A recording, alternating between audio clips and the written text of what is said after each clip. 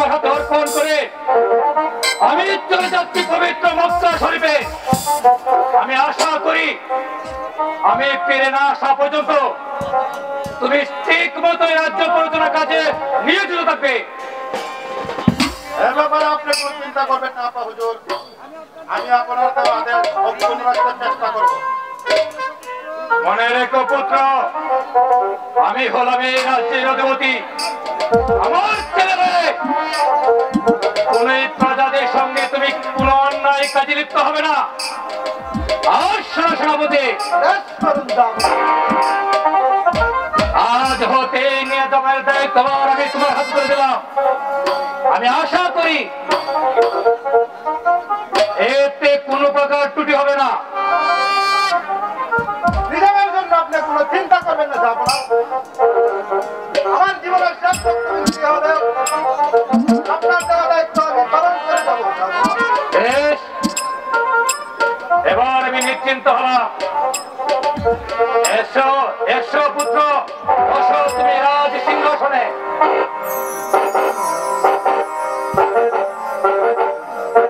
ধারণ করো তুমি রাজ মুকুট।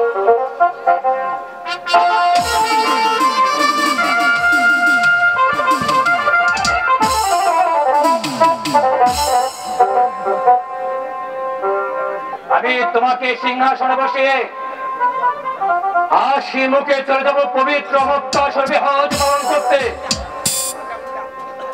আপনি আমাকে আশীর্বাদ করবেন আব্বা হুজুর, আমি যেন আপনার মতো রাজ্য পরিচালনা করতে পারি। আমি তোমাকে আশীর্বাদ করছি পুত্র, তুমি দীর্ঘজীবী হও। এবার চলো পুত্র, চলো সেনাপতি, আমরা এখন অন্তঃপুরে ভ্রমণ করি।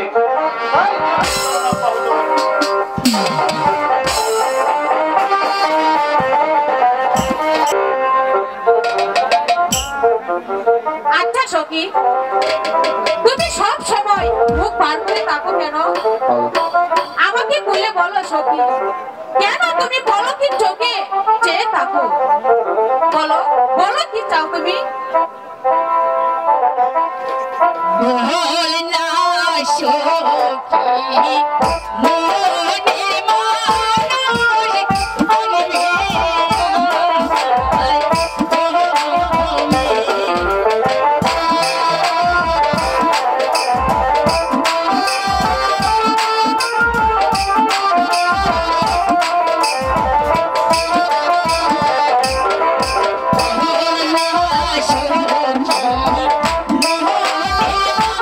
মানুষ আমি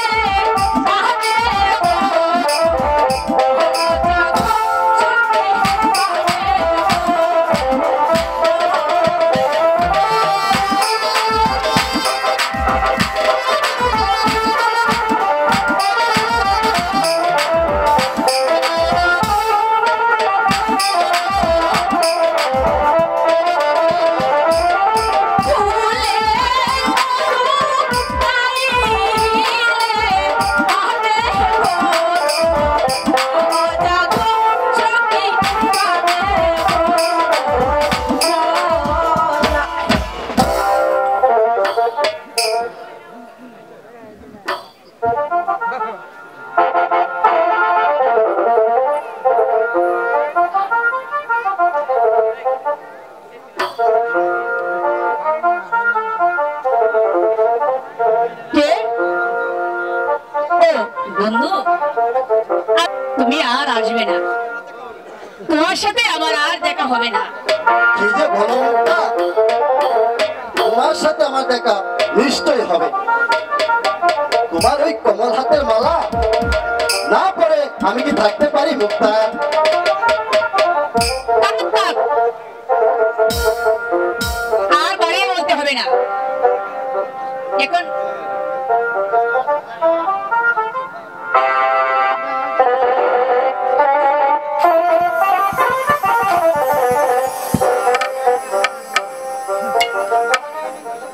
তোমার হাতের মালা আমি আনন্দের সাথে গ্রহণ করলাম মুক্তা। আচ্ছা মুক্তা, যখনই আমি তোমার গান শুনি তখনই আমি পাগল হয়ে যাই, তখন আমি আর ঘরে থাকতে পারি না মুক্তা। তোমার গান আমাকে পাগল করে তোলে মুক্তা।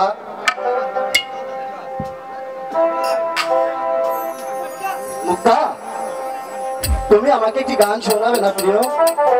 তাই নাকি? আমি তোমার জন্য সবকিছু উজাড় করে দিতে পারি। আয় আশা আশা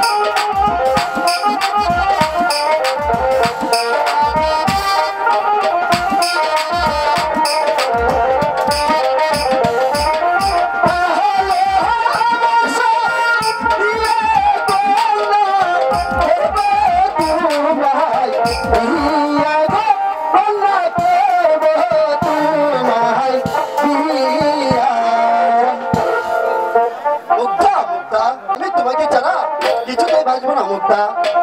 সত্যি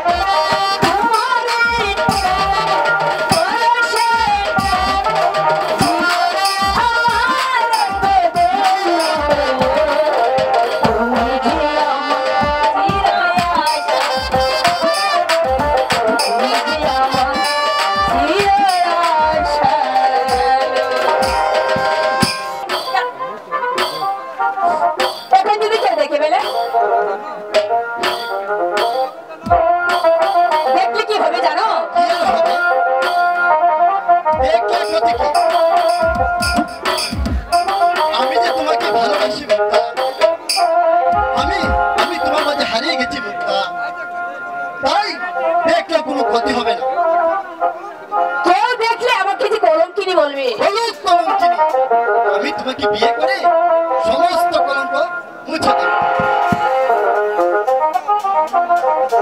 তবু তবু আমি তোমাকে ছাড়া বাঁচতে পারবো না মুক্তা।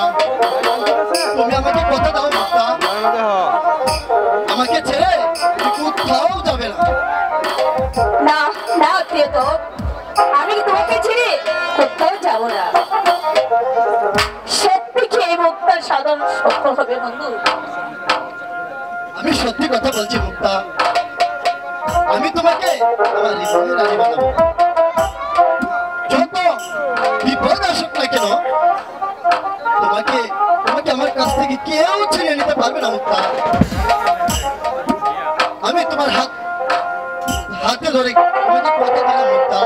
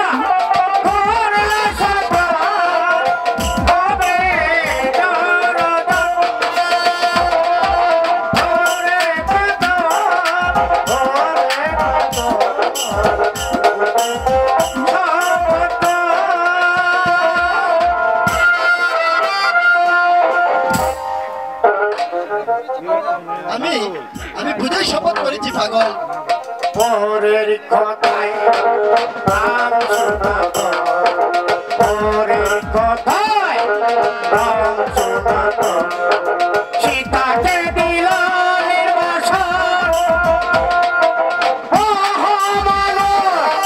ছিল তারা ছিল তারা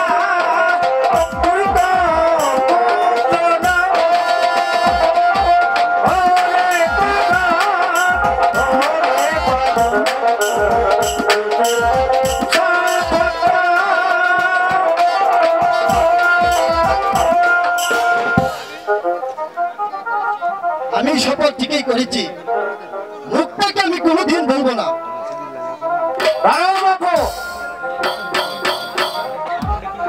আমি লিখে রাখি কি লিখবে পাগল ঠাকুর তোমাদের সাক্ষ্য প্রমাণের কথা শুধু তোমাদের কথাই নয় হাজার হাজার মানুষের সাক্ষ্য প্রমাণের কথা আমার এই গুপ্ত কথায় লেখা আছে ভাবিস না উভয় যখন দিলে মোহব্বত জমে গেছে রে মা সব ঠিক হয়ে যাবে তবে খুব সাবধান মা ভুল করলে কিন্তু তোর কপালে কষ্ট আছে রে মা তোর কপালে কষ্ট আছে ওরে পাগল ওরে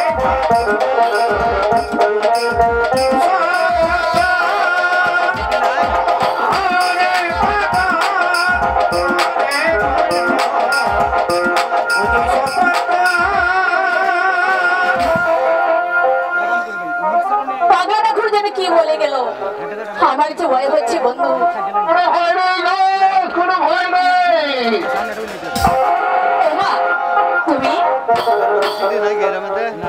আমি তোমাদের সাহায্য শক্তি ভাইজান আজাদ হঠাৎ তুই এখানে কেন এসেছিস ভাই এসেছি তোমাদেরকে সাহস দিতে ভাইয়া কিসের সেই সাহস মুক্তার সঙ্গে তোমার ওমা, তুমি তাহলে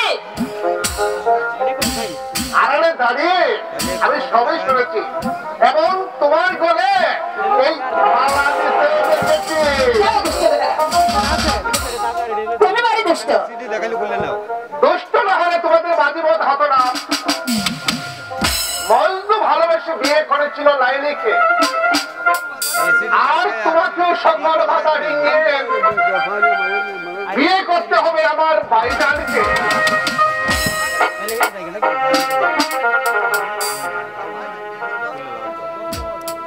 আর ভাইজান তোমাকেও বিয়ে করতে হবে এই মুক্তা বাবিকে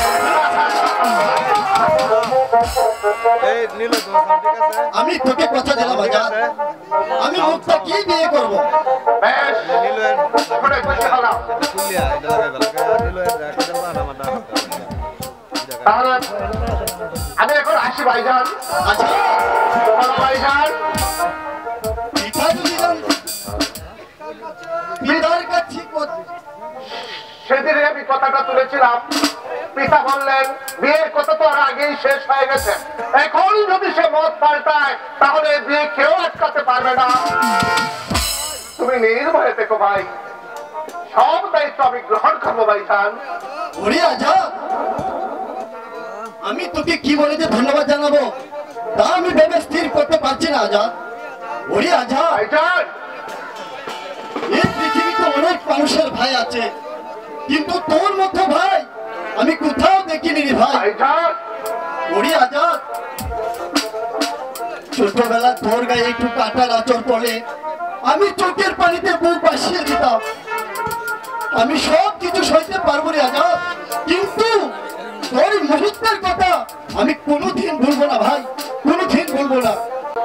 তুমি ধনীর ছেলে আর আমি হচ্ছে একটা সাধারণ ভিখারির মেয়ে। আমি কি উপহার দেবো তোমাকে, আর কি দিয়ে তোমাকে আমি সন্তুষ্ট করবো? ধনীর ছেলে বলে তুমি আমাকে লজ্জা দিও না ভাবি। আমি তোমার কাছে কিছুই চাই না ভাবি। আমি চাই এই ভাইজানের কাছে তুমি চির অমর হয়ে থেকো ভাবি, চির অমর হয়ে থেকো। এসো মুক্তা, আমরাও চলে যাই, নইলে হয়তো কোনো বিপদ হতে পারে। ঠিক আছে, তাই চলো। রফা আবার রফা মুশকিল হয়ে চলো বোন। ঠিক আছে স্যার, তুই এইভাবে ছুটে আসছিস কেন? কি হয়েছে তোর? আমার কিছু হয়নি, তুমি তাড়াতাড়ি চলো বোন, আমি এখন যাই। কেন দেরি হয়েছে বলে বাবুজি রাগ করেছে?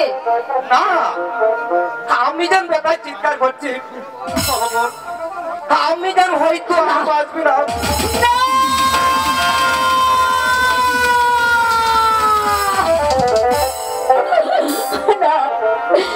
না, আমার মা কখনো মরতে পারে না। ওগো খোদা মেহেরবান, তুমি একই শোনালে আমাকে। আমি চললাম বন্ধু, জানি না আমার মা বেঁচে আছে কিনা। আর তুমিও চলে এসো, জানি না আমি যেন বেঁচে আছি কিনা। ওগো দয়াল, তুমি এই আনন্দের মাঝে কি শোনালে আমায়? না না না, আর আর আমাকে দাঁড়িয়ে থাকলে চলবে না। মুক্তা চলে গেছে, আমাকেও যে যেতে হবে। কোথায় যাচ্ছ শাহজাহান বাবুরা? তোমার সামনে বান্দা হাজির। তুমি এখানে কেন এসেছো জন বাহাদুর? তোমাকে প্রাসাদে নিয়ে যেতে। আমার অপরাধ? তুমি পাগল হয়েছ বলে। তার মানে তুমি প্রেম পাগল হয়েছ। তার প্রমাণ তোমার প্রেমিকে দেওয়া ফুলের মালা তোমার এখনো বলে জ্বলছে শাহজাহান। আমার আসতে দেরি না হলে এই ফুলের মালা তোমার গলে পড়তে দিতাম না। অসহ্য! তুমি কার সামনে দাঁড়িয়ে কটু বাক্য ব্যয় করছো? তুমি জানে পরিণাম কি হতে পারে? হ্যাঁ হ্যাঁ জানি। যা পড়া আমাকে চোখ রাখিয়ে কোনো লাভ হবে না।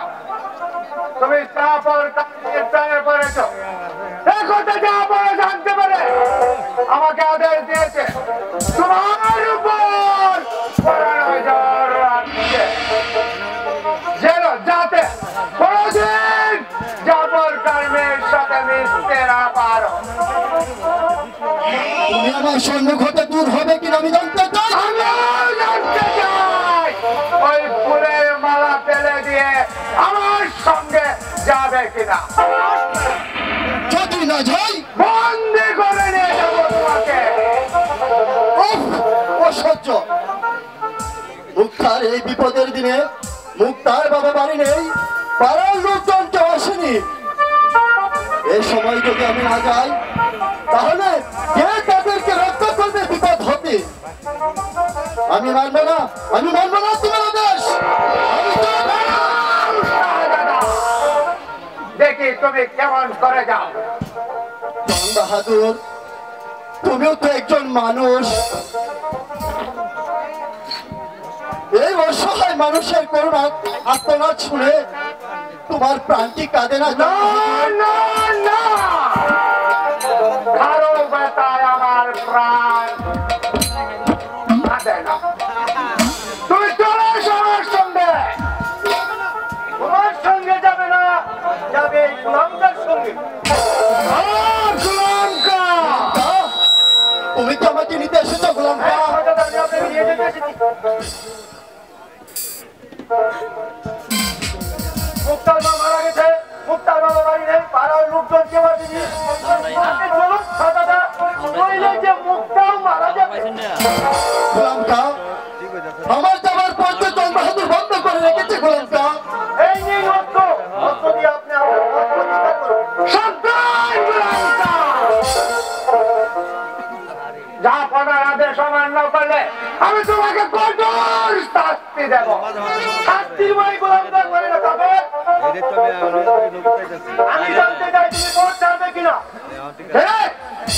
একটা বড় দুঃশ্রদ্ধা তোমার, যা পড়ার আদেশের শুধু গোলামকে শুধু রাজ্যে আপনার আদেশের বিরুদ্ধে নয় শয়তান, প্রয়োজন বুঝে শাহাদাতকে মুক্ত করার জন্য আমি আমার প্রাণ দেব, তবুও অন্যের কাছে মাথা নত করবো না। বাবার ওর শয়তান!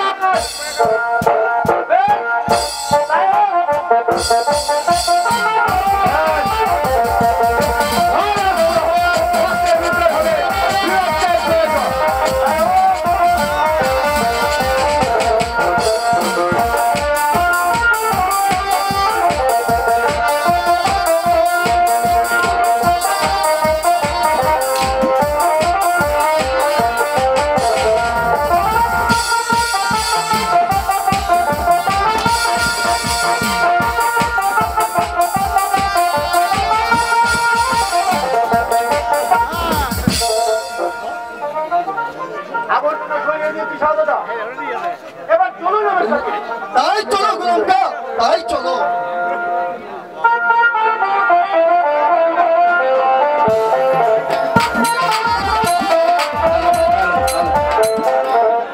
সম্মানিত যাত্রামোদী ভাই ও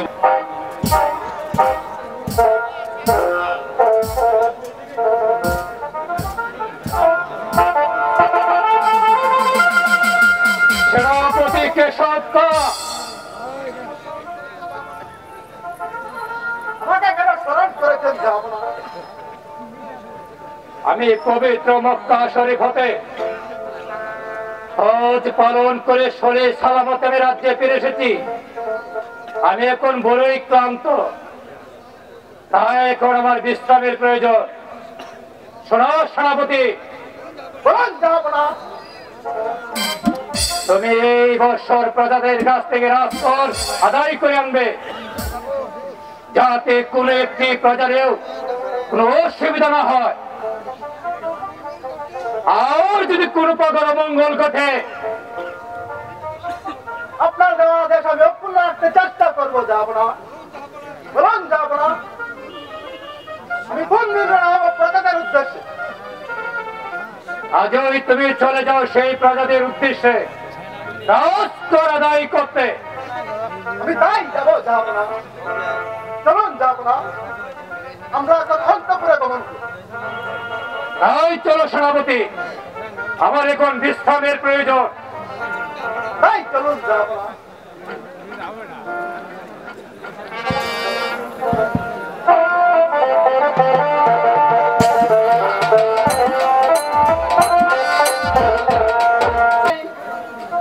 এভাবে যদি বৃষ্টি না হয় তাহলে আমরা কি করে বর্ষণ করে চলব? কি খেয়ে বাঁধব? এই কোথাও একটু বৃষ্টি নাও, বৃষ্টির আমাদের মাটি বেগে চটি হয়ে গেছে। কি যে অশান্তির ভাব! কি করে পিঠে আমরা বাঁধব?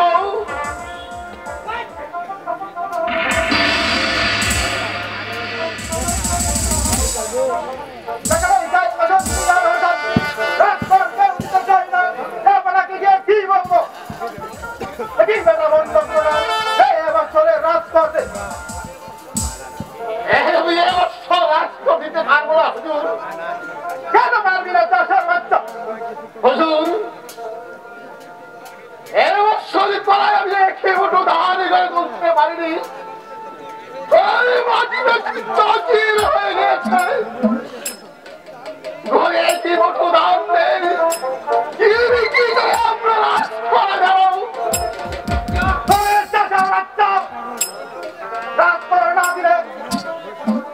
তোকে পিটিয়ে পিটার চামড়া তুলে নেবো বল রাত করে দিবি কিনা কিন্তু এখন পর্যন্ত সে কোনো সংবাদ নিয়ে এলো না, তাহলে কি কোনো অমঙ্গল ঘটেছে?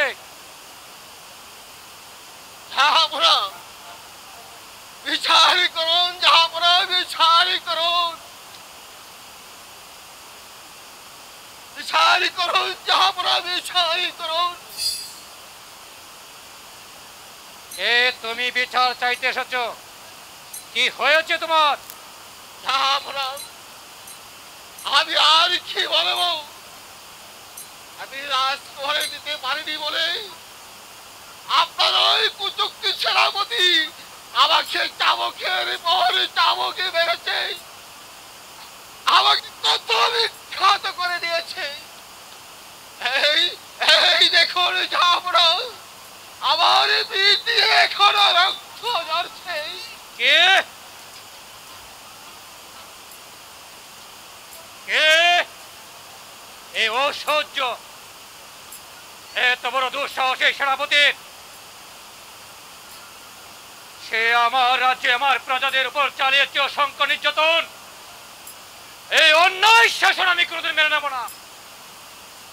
বলো বলো বৃদ্ধ, কেন তোমাকে চাবুক মারা হয়েছে? জাহাপনা এই বৎসরে করায় আমি একই মুঠো ধারে করে তুলতে পারিনি, করাই সমস্ত মাটি পেটে চচির হয়ে গিয়েছে, তাই জমিনে একই মুঠো দান হয়নি। আমি আপনার সেনাপতিকে বলেছিলাম, হুজুর আমি এবছর রাজ করে দিতে পারব না, তখন আমাকে চাবকের পর চাবকে মেরেছে।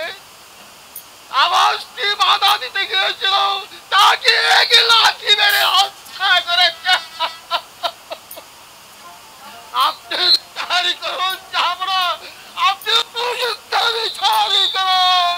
বিচার, হ্যাঁ বিচার, আমি উপযুক্ত বিচার করব। এই শয়তানকে আমি নিজ হাতে হত্যা করব। এই নাও ভাই,